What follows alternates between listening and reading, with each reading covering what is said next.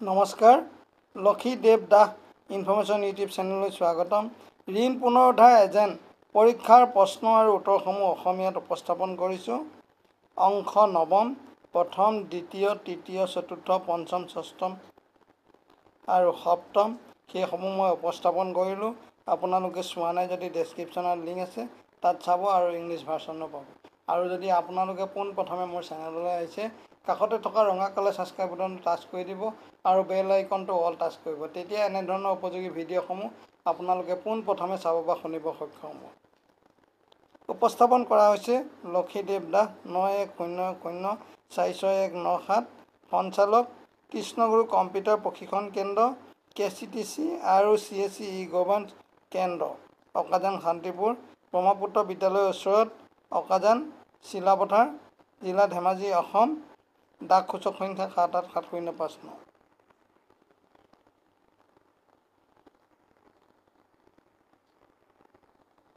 প্ৰশ্ন নং 181। যেতিয়া গ্ৰাহকে বেংকৰ আঁচনি আৰু ঋণ পৰিশোধ প্ৰণালীৰ অপব্যৱহাৰ কৰে, আপুনি এইবোৰ কৰা উচিত: ক. বেংকৰ নীতিৰ সমালোচনা নিজেই কৰক। খ. তাৰ ফালে ঘূৰি যোৱা উচিত। গ. আঁচনিবোৰৰ বিষয়ে গ্ৰাহকৰ সন্দেহবোৰ সৌজন্যপূৰ্ণভাৱে পৰিষ্কাৰ কৰক। ঘ. আইনী জাননী প্ৰেৰণ কৰাৰ বিষয়ে গ্ৰাহকক সতৰ্ক কৰিব। ইয়াৰ সঠিক উত্তৰটো হ'ব গ. আঁচনিবোৰ বিষয়ে গ্ৰাহকৰ সন্দেহবোৰ সৌজন্যপূৰ্ণভাৱে পৰিষ্কাৰ কৰক। প্ৰশ্ন নং 182। আপুনি EMI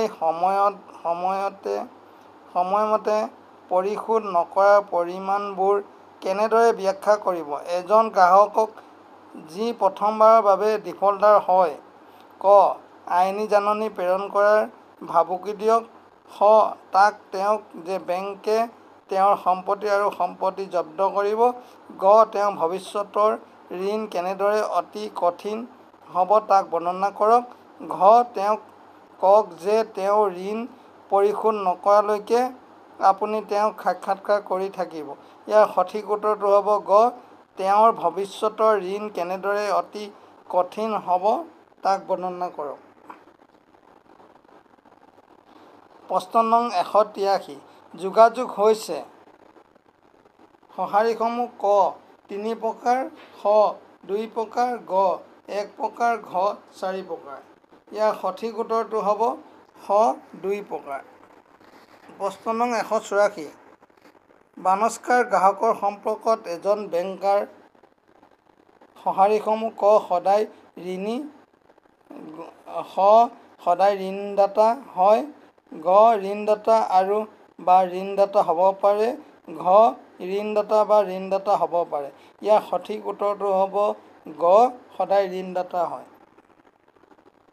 প্ৰশ্ন নং 185।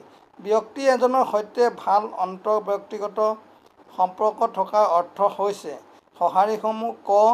সেই ব্যক্তিজনৰ সৈতে সংযোগ বিচ্ছিন্ন হোৱা, খ. সেই ব্যক্তিজনৰ সৈতে তিক্ত সম্পৰ্ক থকা, গ. সেই ব্যক্তিজনৰ সৈতে শত্ৰুতা থকা, ঘ. সেই ব্যক্তিজনৰ সৈতে সম্পৰ্ক স্থাপন কৰা। ইয়াৰ সঠিক উত্তৰটো হ'ব ঘ. সেই ব্যক্তিজনৰ সৈতে সম্পৰ্ক স্থাপন কৰা।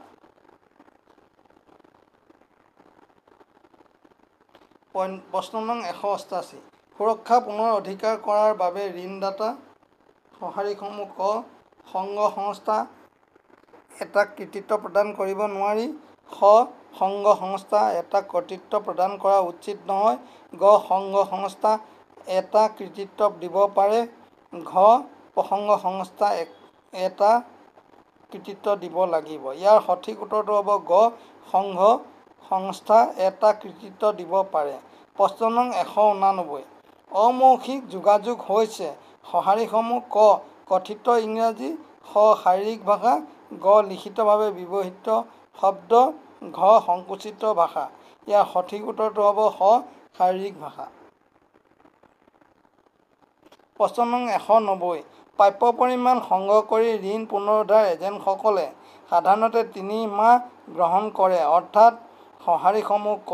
প্ৰথম যোগাযোগ আৰু অনুসৰণ, ফোনৰ জৰিয়তে, চিঠিৰ জৰিয়তে, দ্বিতীয় আৰু ঋণদাতাসকলৰ ওচৰলৈ গৈ পোনপটীয়া সম্পৰ্কৰ জৰিয়তে অন্তিম প্ৰথমে চিঠিৰ জৰিয়তে যোগাযোগৰ জৰিয়তে দ্বিতীয় আৰু ফোনৰ জৰিয়তে অনুসৰণ কৰক আৰু ঋণদাতাসকলক সাক্ষাৎ কৰি পোনপটীয়া সম্পৰ্কৰ জৰিয়তে অন্তিম স্থানত থাকক। ইয়াৰ সঠিক উত্তৰটো হ'ব ক প্ৰথম যোগাযোগ আৰু অনুসৰণ, ফোনৰ জৰিয়তে চিঠিৰ জৰিয়তে দ্বিতীয় আৰু ঋণদাতাসকলৰ ওচৰলৈ গৈ পোনপটীয়া সম্পৰ্কৰ জৰিয়তে অন্তিম। প্ৰশ্ন নং 191 সাধাৰণতে এজেণ্টে অধ্যক্ষৰ পৰা নিৰ্দেশনা অনুসৰণ কৰিব লাগিব, অৱশ্যে যেতিয়া নিৰ্দেশনাবোৰ নীৰৱ থাকে। সঁহাৰিসমূহ ক এজেণ্ট বাণিজ্যিক ৰীতি-নীতি আৰু ঔদ্যোগিক অনুশীলন অনুসৰণ কৰিব লাগিব। খ এজেণ্ট তেওঁৰ সিদ্ধান্ত অনুসৰি প্ৰদৰ্শন কৰিব পাৰে। গ প্ৰতিবাৰ নিৰ্দেশনা অপৰিৱৰ্তনীয় প্ৰাপ্ত কৰাৰ কথা। ঘ এনে কোনো অনুষ্ঠান থাকিব নোৱাৰে য'ত নিৰ্দেশনাবোৰ নীৰৱ হৈ থাকে। ইয়াৰ সঠিক উত্তৰটো হ'ব ক এজেণ্টে বাণিজ্যিক ৰীতি-নীতি আৰু ঔদ্যোগিক অনুশীলন অনুসৰণ কৰিব লাগিব। প্ৰশ্ন নং 192 ঋণ পুনৰুদ্ধাৰ এজেণ্ট চুক্তিত থকা পক্ষবোৰ হৈছে সঁহাৰিসমূহ ক DRA আৰু বেংক। খ DRA বেংক আৰু বেংকৰ সকলো গ্ৰাহক। গ DRA বেংক আৰু কেৱল ডিফল্ট গ্ৰাহক। ঘ DRA বেংক আৰু বেংকৰ ঋণ লওঁতা। ইয়াৰ সঠিক উত্তৰটো হ'ব গ DRA বেংক আৰু কেৱল ডিফল্ট গ্ৰাহক। প্ৰশ্ন নং 193 যোগাযোগৰ অৰ্থ হৈছে কমেও সঁহাৰিসমূহ ক 4জন ব্যক্তি, খ 5জন ব্যক্তি, গ 3জন ব্যক্তি, ঘ 2জন ব্যক্তি। ইয়াৰ সঠিক উত্তৰটো হ'ব ঘ 2জন ব্যক্তি। প্ৰশ্ন নং 194 ঋণ পুনৰুদ্ধাৰ এজেণ্টৰ দ্বাৰা শাৰীৰিক হিংসা ব্যৱহাৰ কৰা হ'ব পাৰে। সঁহাৰিসমূহ ক পুনৰুদ্ধাৰৰ ক্ষেত্ৰত সকলো ধৰণৰ শালীন দৃষ্টিভংগী শেষ কৰাৰ পিছত DRA কঠিন মূল বেংকৰ দেয় পৰিমাণ পুনৰুদ্ধাৰৰ বাবে এই প্ৰক্ৰিয়াটো গ্ৰহণ কৰিব পাৰে। খ কোনো পৰিস্থিতিত DRA দ্বাৰা কোনো ধৰণৰ শাৰীৰিক হিংসা কৰা উচিত নহয়। গ যেতিয়া ঋণ লওঁতাসকলে এনে শাৰীৰিক সাক্ষাতৰ আশ্ৰয় দিয়ে আৰু আৰম্ভ কৰে। ঘ পুনৰুদ্ধাৰ প্ৰক্ৰিয়াৰ সময়ত ব্যৱহাৰ কৰা ভিডিঅ' ৰেকৰ্ডিঙৰ অধীনত আশ্ৰয় লোৱা হ'ব পাৰে। ইয়াৰ সঠিক উত্তৰটো হ'ব ক পুনৰুদ্ধাৰৰ ক্ষেত্ৰত সকলো ধৰণৰ শালীন দৃষ্টিভংগী শেষ কৰাৰ পিছত DRA কঠিন মূল বেংকৰ দেয় পৰিমাণ পুনৰুদ্ধাৰৰ বাবে এই প্ৰক্ৰিয়াটো গ্ৰহণ কৰিব পাৰে। প্ৰশ্ন নম্বৰ 195 নিম্নমানৰ সম্পদ হৈছে এক যিটো বাকী আছে।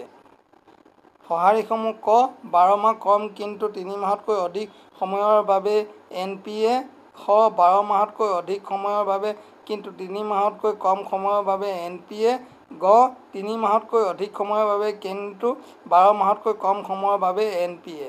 ঘ 12 মাহলৈকে কিন্তু 3 মাহতকৈ অধিক সময়ৰ বাবে NPA। ইয়াৰ সঠিক উত্তৰটো হ'ব গ 3 মাহতকৈ অধিক সময়ৰ বাবে কিন্তু 12 মাহতকৈ কম সময়ৰ বাবে NPA।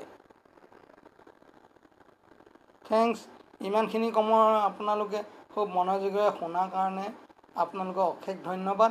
আৰু আপোনালোকে যদি পোনপ্ৰথমে মোৰ চেনেললৈ আহিছে কাষতে থকা ৰঙা কালাৰ ছাবস্ক্ৰাইব বাটনটো টাচ কৰি দিব আৰু বেল আইকনটো অল টাচ কৰিব। তেতিয়া এনেধৰণৰ উপযোগী ভিডিঅ'সমূহ আপোনালোকে পোনপ্ৰথমে চাব বা শুনিব সক্ষম হ'ব। আৰু আপোনালোকে যদি ইংলিছ ভাৰ্চন চাই ডেছক্ৰিপশ্যনত লিংক পাব আৰু ইয়াৰ আগৰ পাৰ্টকেইটা মই ডেছক্ৰিপশ্যনত লিংক দিম, আপোনালোকে চাব আৰু মোৰ হোৱাটছআপ নম্বৰৰ বাবে যোগাযোগ কৰিব।